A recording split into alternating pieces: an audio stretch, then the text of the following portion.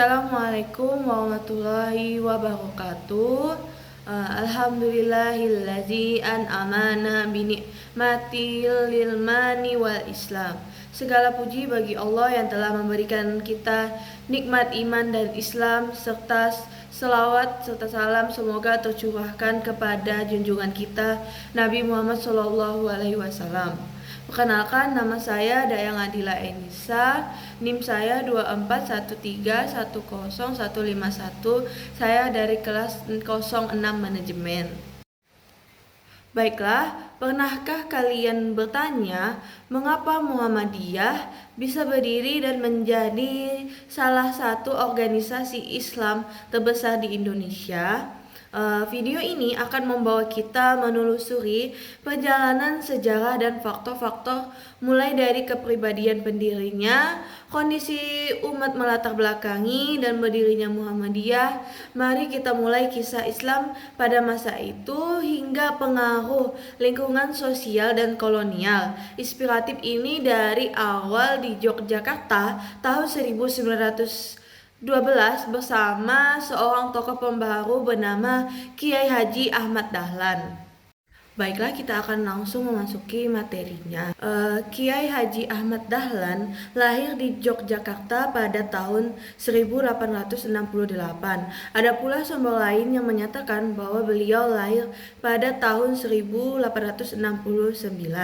Kiai Haji Ahmad Dahlan lahir dengan nama kecil yaitu Muhammad Darwis, dan beliau merupakan anak keempat dari pasangan suami istri Kiai Haji Abu Bakar bin Kiai Sulaiman yang merupakan khotib di Masjid Sultan Kota kala itu, dengan Siti Aminah binti Kiai Haji Ibrahim yang merupakan penghulu besar di Yogyakarta.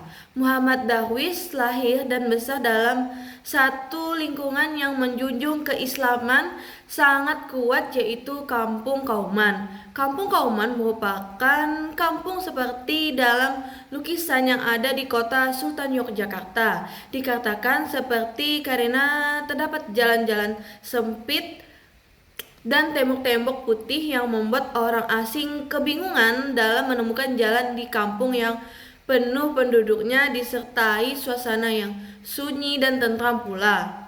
Dan kampung ini dekat dengan masjid besar yang berdiri dengan megahnya di belakang rumah-rumah yang tinggi, tak seberapa dibandingkan dengan masjid tersebut.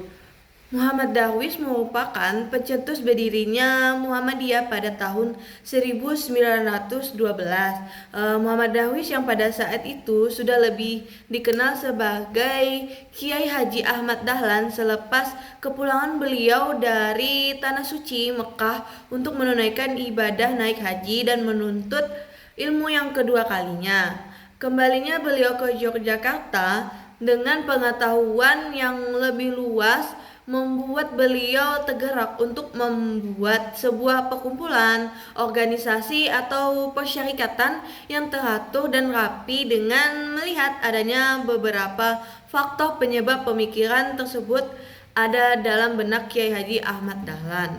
Dan adapun faktor-faktor penyebab berdirinya Muhammadiyah, yaitu faktor subjektif dan faktor objektif.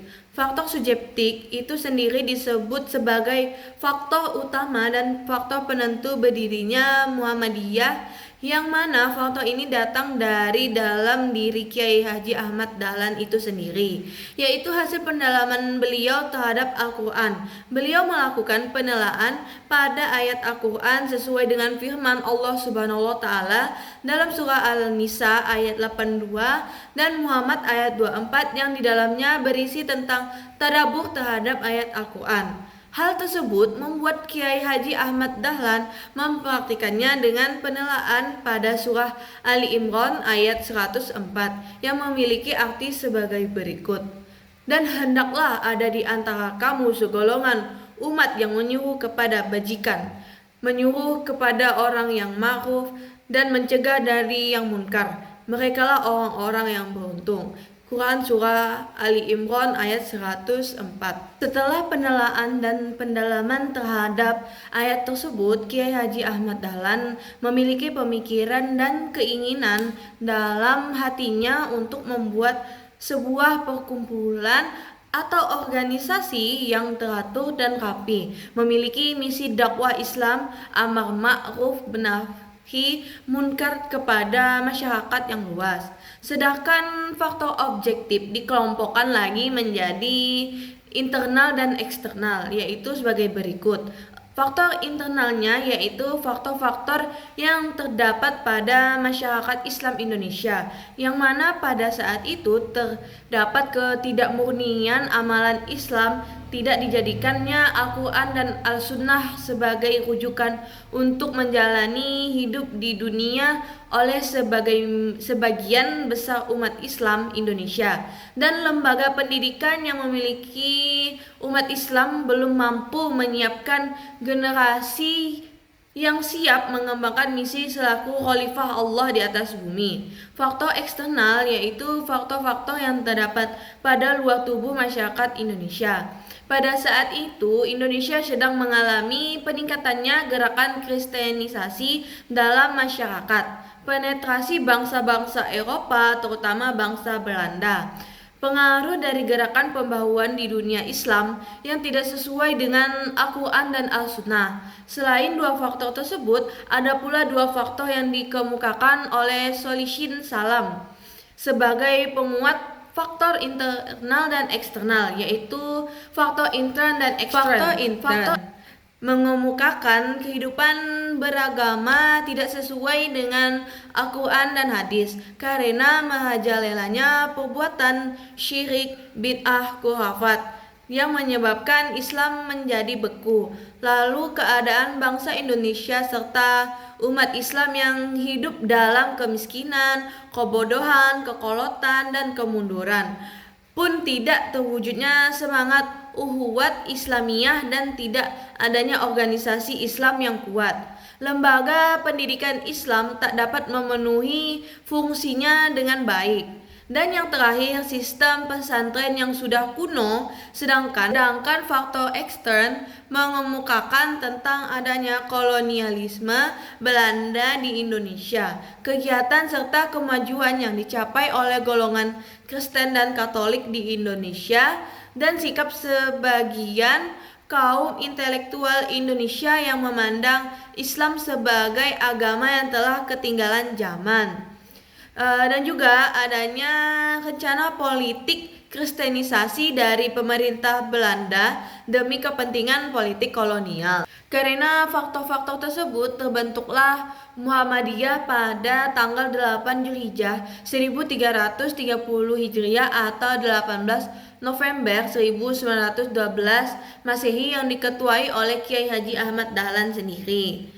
Kata Muhammadiyah dalam bahasa Arab memiliki arti Muhammad merupakan Nabi Muhammad SAW yang kemudian ditambah ya niyasbah yang artinya menjeniskan. Maka dapat diartikan Muhammadiyah adalah umat atau pengikut Nabi Muhammad SAW. Muhammadiyah adalah gerakan Islam, dakwah amar ma'ruf, nahi munkar dan tajdid yang sesuai dengan ketentuan Al-Quran dan As-Sunnah. Setelah 40 tahun perkembangan Muhammadiyah yang semakin berkembang secara lahiriah dan semakin kuatnya pengaruh dari luar yang tidak sesuai dengan paham Islam, maka dibentuknya Mukadimah Anggaran Dasar Muhammadiyah atau MADM pada tahun 1951 oleh Ki Bagus Hadikusumo. MADM merupakan hasil dari pemikiran Ki Bagus yang merupakan putra Raden Hashim setelah melihat perkembangan Muhammadiyah dan gagasan Kiai Haji Ahmad Dahlan. Adapun sebab pemikiran disusutnya MADM karena pada saat itu belum ada rumusan masalah yang formal tentang dasar dan cita-cita perjuangan Muhammadiyah. Kehidupan rohani keluarga Muhammadiyah menampakkan gejala menurun akibat terlalu berat mengejar kehidupan dunia. Semakin kuatnya berbagai pengaruh alam pikiran dari luar yang masuk dan tidak langsung berhadapan dengan paham dan keyakinan hidup Muhammadiyah. Dan dorongannya disusun pembukaan Undang-Undang Dasar Republik Indonesia pada tahun 1945 atau UUD 45 juga merupakan alasan MADM dibuat. Demikianlah yang bisa saya sampaikan. Kurang dan lebihnya mohon maaf. Mari kita tutup dengan membaca doa bersama. Rabbana atina fid dunya hasanah wa fil akhirati hasanah wa qina azabannar. Wabillahi taufiq wal hidayah. Wassalamualaikum warahmatullahi wabarakatuh.